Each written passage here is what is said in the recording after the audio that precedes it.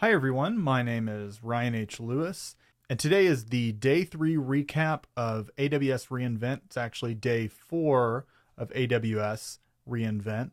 But day 3 was, compared to day 2, it was a little bit of a letdown. There were way fewer announcements, to the point that this video is probably going to be quite short.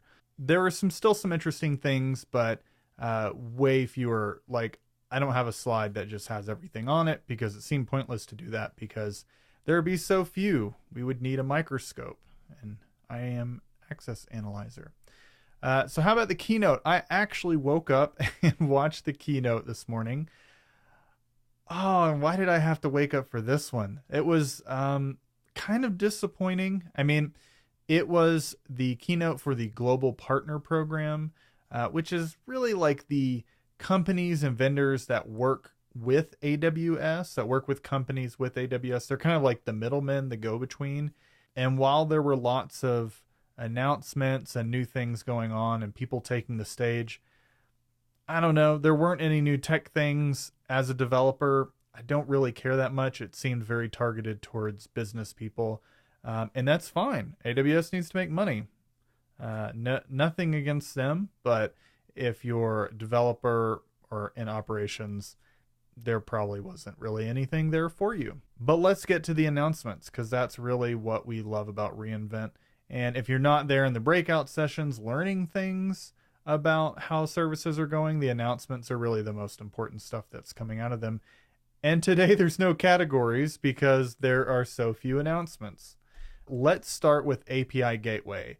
This is one of my favorite services to do serverless things on. I actually really enjoy using API Gateway for almost anything that I can. It's just very convenient. And there was a kind of a big announcement for API Gateway. There's a new type of API that has been released. So typically in the past, if you're using API Gateway with like a Lambda for some sort of API, then likely you're using the REST API. API Gateway released a new type of API today called a HTTP API. It only works with HTTP and Lambda sources.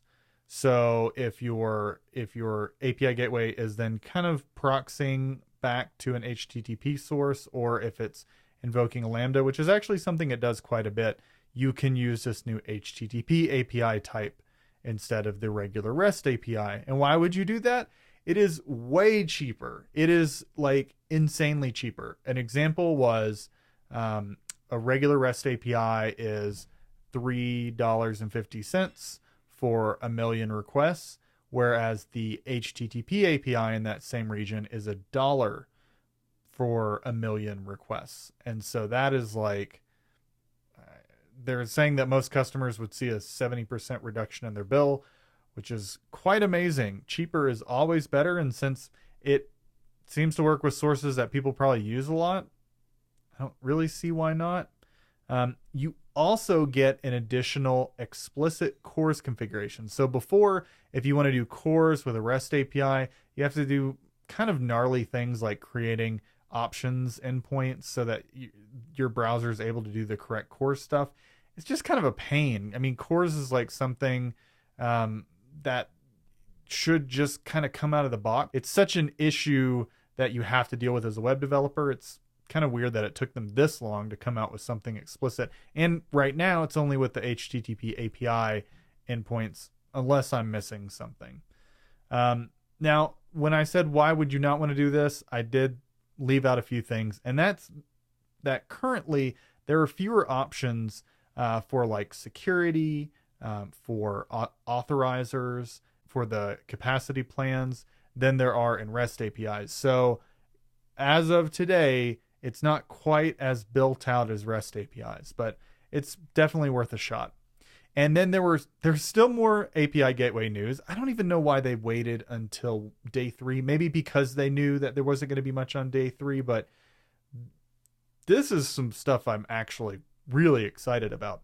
So one problem with API Gateway that I always hate is when you use the URL, you have to include the stage at the end, which is just annoying. So it's like a lot of times it'll be blah, blah, blah, aws.com/develop or production or something like that. Now you can assign a default stage, and you don't have to include that stage in the URL as long as you want to go to that default, which is just amazing. Again, why did it take this long? And then also, now you can set up automatic deployments when you change a stage. Again, this is a no-brainer. Why didn't they have this? But I'm actually really glad that they have both of those things. It's going to make working with API Gateway so much better. There was kind of a smallish, medium-sized AWS Amplifi announcement.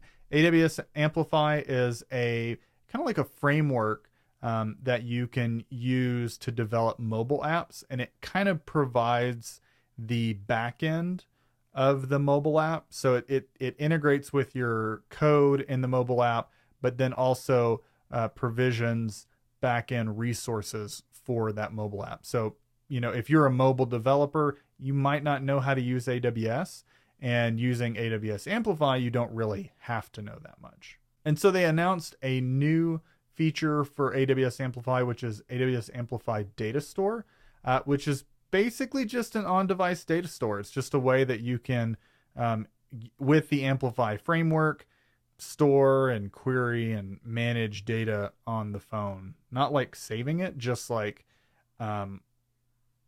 while they're having an active session with your app. So seems cool. I mean, it seems very useful. Again, this is a quiet day 3.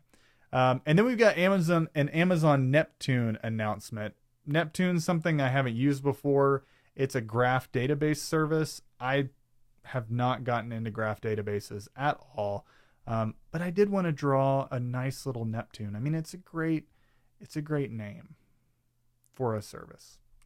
And so they announced Amazon Neptune Workbench. It basically allows you to query your Neptune graphs in your browser instead of having to connect with some third-party resource.